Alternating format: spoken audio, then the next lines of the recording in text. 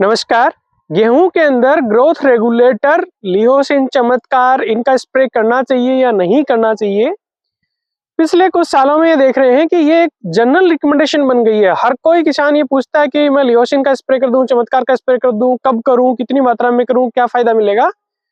तो आज इस वीडियो में हम बात करेंगे कि वास्तव में इसके स्प्रे की जरूरत है भी कि नहीं है। ज्यादातर केस में इसके स्प्रे की जरूरत नहीं है। आप इस चैनल पे नए हैं तो प्लीज आप इसे सब्सक्राइब करें ताकि मेरे पुराने और आने वाले वीडियो आप देख सकें। तो चलिए शुरू करते हैं। देखिए, जो ये लिहोसिन की जो बात करते हैं हम, इसमें क्लोरीमेथोक्वेट क्लोराइड आता है। ये एक ग्रोथ रेगुलेटर है जो ग्रोथ को रेगुलेट करता है। ये जो फील्ड है ये DBW 187 का फील्ड है। इसमें मैं आपको बताऊंगा कि क्या किस सिचुएशन में हमें इसको स्प्रे करना चाहिए।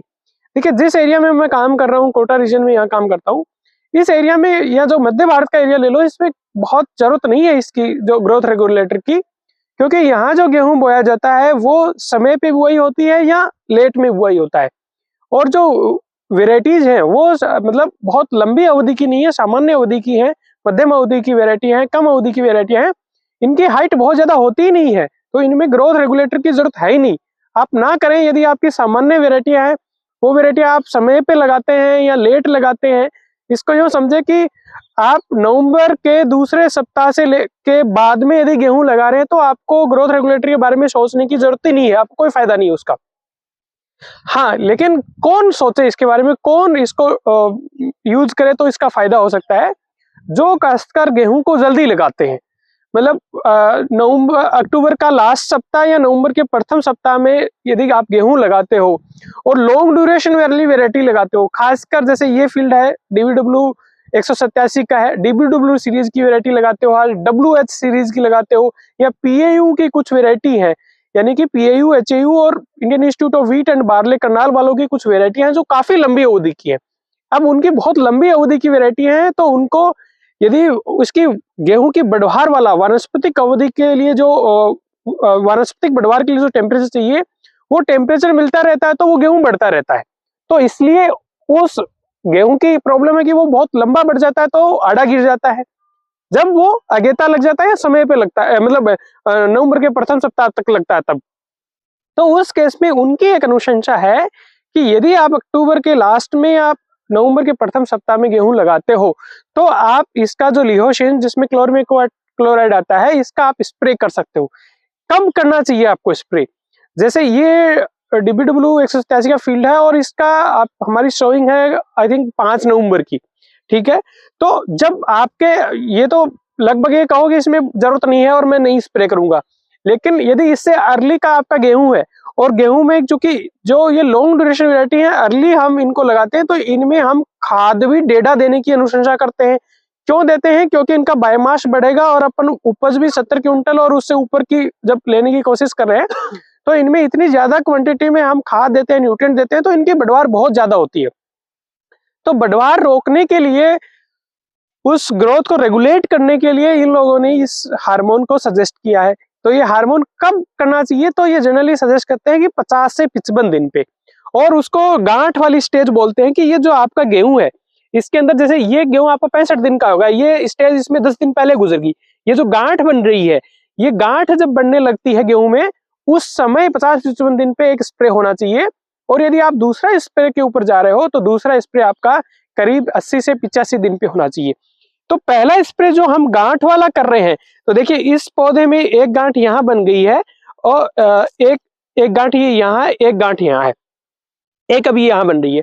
तो यदि इस स्टेज में हम स्प्रे करते हैं तो ये जो गांठों के बीच की दूरी है, इंटरनोडल स्पेस है, ये कम होता है और ये एकदम पोली नहीं रहेगी। जैसे इसमें आप ये खोल के देखेंगे तो ये पॉलिश आपको लग रही होगी, ये पोली एकदम। लेकिन ये जब आप लिहोसिन का स्प्रे करते हो तो ये पोली नहीं होके ये थोड़ी गांठों के बीच का स्पेस कम हो गया, तो ये थोड़ा इसमें मजबूती आ जाती है, पौधा गिरेगा नहीं इससे। और दूसरा जो स्प्रे 80-85 दिन पे अनुशंसा है इन लॉन्ग ड्यूरेशन वेराइटियों की में, और जब बहुत अर्ली बुआई करते हैं तो दूसरा स्प्रे इसी लिहोसिन का जो करवाते हैं वो कब कराते हैं? 80-85 दिन पे जो झंडा पत्ती निकलती है। झंडा पत्ती कौन सी होती है? जो बाली के पास में जो पत्ती होती है उस समय करवाते हैं।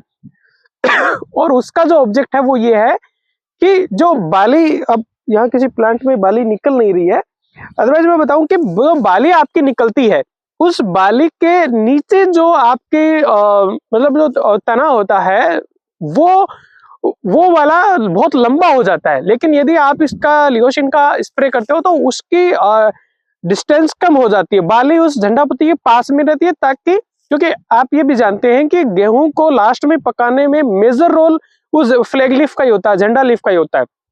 तो उसका न्यूट्रिएंट पूरा उस बाली के अंदर ट्रांसलोकेट हो, इसलिए उसकी डिस्टेंस को भी कम करना होता है। तो ये उस टाइम मतलब एक 50-55 दिन पे स्प्रे की अनुशंसा है और एक 80-85 दिन पे है। पर किसकी है? हर सामान्य किसान के लिए नहीं है। वो लॉन्ग ड्यूरेशन वाली वेराइटी है जिनकी हाइट ज्यादा लेती है। अक्टूबर लास्ट में या नवंबर प्रथम सप्ताह तक उन्होंने बुआई की है, गेहूं बढ़ता दिख रहा है। उस केस में ये थोड़ी अर्ली भी आपने बुआई कर दी है, उन वेराइटी पे भी कर दी है, आपके गेहूं की बहुत हाइट नहीं बढ़ रही है, तो उस केस में ना स्प्रे करें। वो सिर्फ ग्रोथ को रेगुलेट करने का है और उसका एज इट इज ऐसा कोई फायदा नहीं है कि उस स्प्रे से सामान्य गेहूं में आपको कोई तगड़ा फायदा मिल जाएगा। बस उसका उसी केस में फायदा मिलेगा जब हाइट बढ़ रही है, तो ग्रोथ को रेगुलेट कर देगा, ग्रोथ एक्सेसिव ग्रोथ नहीं होने देगा और पौधे को आड़ा नहीं गिरने देगा। ये सिचुएशन स्पेसिफिक है, ये कोई ब्लाइंड रिकमेंडेशन नहीं है कि हमें करना ही है। तो होप आप इस चीज को समझ पाए होंगे। इस जानकारी को ज्यादा से ज्यादा लोगों तक शेयर करें, क्योंकि प्राइवेट में लोगों को बेचना होता है, वहाँ पंजाब हरियाणा में या राजस्थान के गंगानगर हनुमानगढ़ पार्ट में लियोसिन की इतने मेट्रिक टन बिक गया तो इस कोटा रीजन में भी बेच दो, मध्य प्रदेश वालों को भी बेच दो, तो वो उनकी अपनी पॉलिसी हो सकती है। पर अपने को प्लीज इस चीज का ध्यान रखना है कि हमें अननेसेसरी ये फालतू का एक खर्चा नहीं बढ़ाना है। उम्मीद करता हूँ ये जानकारी आपके लिए लाभप्रद होगी। नमस्कार, जय हिंद।